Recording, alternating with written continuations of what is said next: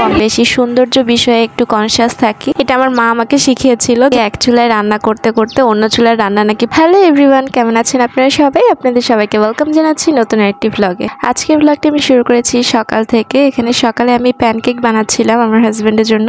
তো ও এখানে সকালবেলা বললো যে পরোটা রুটি আজকে আর ভালো লাগছে না, আজকে প্যানকেক বানিয়ে দাও। তো এই যে প্যানকেক বানিয়ে দিচ্ছি। এটা তেমন কিছুই না, আমরা সবাই জানি প্যানকেক বানাতে। এখানে জাস্ট ময়দা, মিল্ক পাউডার, তারপরে চিনি, আর কি দিয়েছি, আর কিছু দিয়ে, ও হ্যাঁ, আর ডিম দিয়েছি।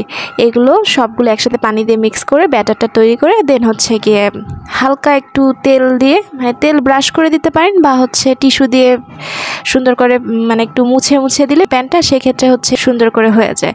তো এখানে আমি সবগুলো প্যানকেক ওর জন্য বানিয়ে নিচ্ছিলাম। তারপর ও এখানে কনডেন্স মিল্ক দিয়ে প্যানকেক খাচ্ছে, মানে ওর এক্সপেরিমেন্ট করা। তো ওর খাওয়া দাওয়া শেষে ও অফিসে চলে যায়। তারপর আমি চলে আসি দুপুরে রান্নার প্রিপারেশনে। তো আজকে আমি এখানে দুপুরে আলু দিয়ে ফুলকপি ভাজি একটা আইটেম করব, আর হচ্ছে চিকেন আলু দিয়ে রান্না করব তরকারি। তো সেই জন্য আমি এখানে আলু কেটে নিচ্ছি। আর এখন তো শীতকাল, যার কারণে শীতের সব সবজি ওঠা শুরু হয়ে গেছে বাজারে। আমার কাছে শীতের সবজি অনেক ভালোই লাগে, আমার কাছে সবজি অনেক ভালো লাগে, সেটা যে সিজনেরই হোক, গ্রীষ্ম বর্ষা শীত যে কোনো সিজনে আমাকে যদি সবজি দেওয়া হয় আমি বলতে গেলে সেক্ষেত্রে আমি হ্যাপি। আমার আর কিছু দরকার নেই, সবজি আর মাছ। আমি জানি আমার পছন্দ একটু উইয়ার্ড টাইপের, মানে নর্মালি সবাই মাংসই পছন্দ করে আর সবজিটাকে হয়তো বা একটু সাইড করে বা অ্যাভয়েড করা ট্রাই করে, কিন্তু আমার কাছে সবজি অনেক বেশি ভালো লাগে, আমি জানি না কেন। আর এটার পিছনে আমি বলবো যে আমার মার অবদান অনেক বেশি, কারণ সে আমাকে ছোটবেলায় এত সুন্দর করে স্টোরি বানিয়ে খাওয়াতো। মানে সে গতানুগতিক ভাবে আমাকে খাওয়ানো হতো না, সে আমাকে গল্প বলে যে কোন সবজি খেলে কি কি উপকার হয়।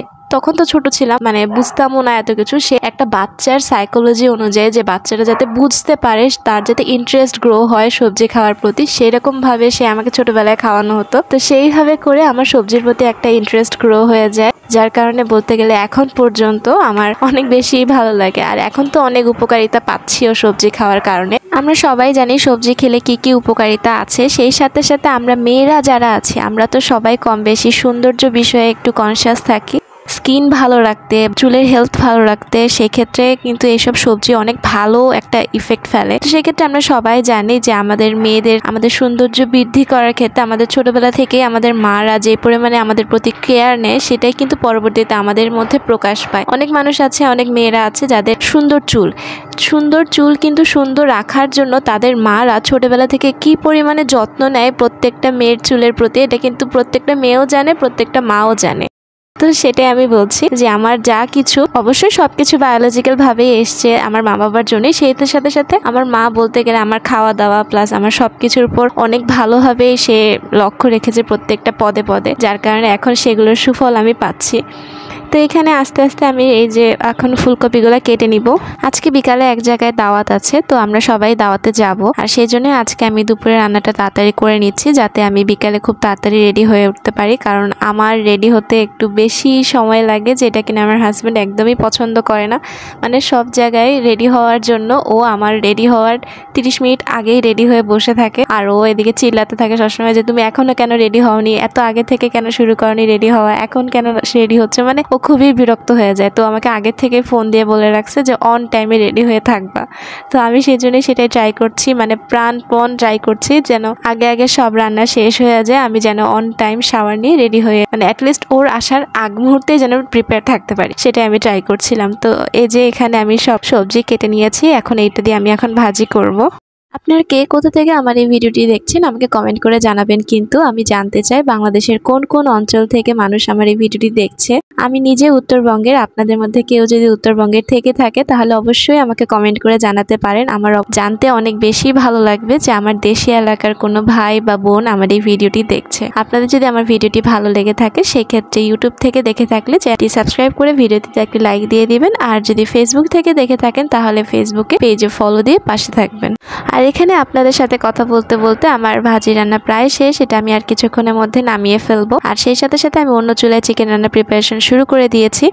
আমার এক ফ্রেন্ড, সে আমার এই ব্লগ প্রায় সময় দেখে, তো সে আমাকে বলেছে যে তুই 2 চুলার রান্না কিভাবে মেনটেন করিস। সে আমাকে বলে যে ওর নাকি এক চুলায় রান্না করতে করতে অন্য চুলার রান্না নাকি পুড়ে যায়, অথবা এমনও হয়েছে যে ও এক চুলায় রান্না বসিয়ে দিয়েছে কিন্তু গ্যাসই অন করতে ভুলে যায়। তো ও নাকি সবসময় এমনটা করে যে ও এক চুলার রান্না শেষ হয়ে গেলে দেন অন্য রান্না শুরু করে, মানে ও 2 চুলা একসাথে মেনটেন করতে পারে না। তো এই আর কি, আমি ওকে বলেছি যে এগুলো সবই প্র্যাকটিস, আস্তে আস্তে সবাই সবকিছু শিখে যায়, তুইও শিখে যাবি। আমিও একসময় পারতাম না, যদিও আস্তে আস্তে আমি এগুলো শিখে গেছি। আমি আপনাদেরকে আগেই বলেছি যে আমার অনেক ছোটবেলা থেকে রান্না বান্নার প্রতি একটা ট্রেনিং দেওয়া হয়েছিল। তো এখানে আমার রান্না প্রায় শেষ, আর আমি এখানে পুরো রান্নাঘরটা ক্লিন করে নিচ্ছি। এটা আমি প্রায় সময় করি। আমার রান্নাঘর যখনই আমি রান্না করি, রান্নাঘরের শেষে, এটা আমার মা আমাকে শিখিয়েছিল যে যখন রান্না করতে যাবা রান্নাঘর যেন ক্লিন করে বের হও, যাতে পরবর্তীতে তোমার পরে যে যাবে রান্নাঘরে সে যাতে বুঝতে পারে যে রান্নাটা মেরি করেছিল। এটা বুঝতে পারবে কিভাবে, যাতে আমার রান্নাঘর ক্লিন থাকে।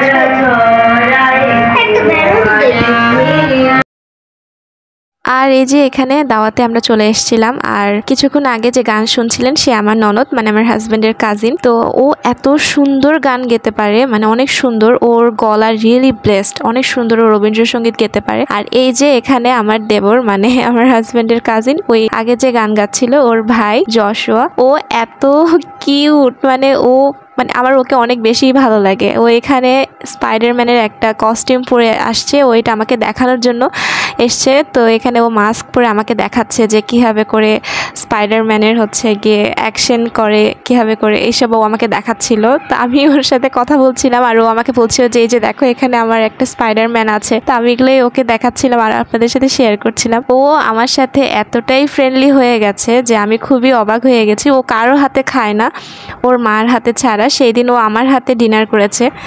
আর এই যে ওর সাথে আমি কথা বলছিলাম, ওর কথাগুলো এত কিউট, আপনাদেরকে শোনাচ্ছি। অনেক সুন্দর।